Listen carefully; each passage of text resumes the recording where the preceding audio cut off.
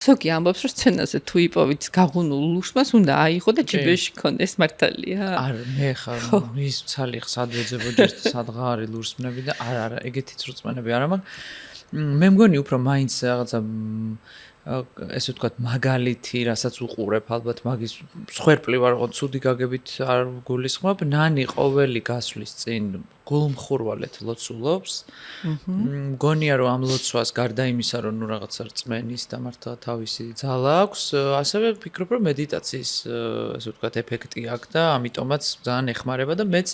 რაღაცა იყო აი უშუალოდ გასვლის წინ აი უკვე რომ აი რაღაცა წუთებიც არა აი წამები რო გრჩება რომ უნდა გახვიდე აი მაგ დროს აი ძალიან რაღაცა შეთავს თან კონცენტრაციას ეხმარება და უფრო განმარტოვება იმ დროს და არ შემიძლია ძალიან ღიზიანდები ხო სიმშვიდე სიწყნარე ოღონდ იმ წუთ აი მე გეუბნებით აი უშუალოდ გასვლის წინ რა აი ეგ მომენტია როცა ძალიან მნიშვნელოვანია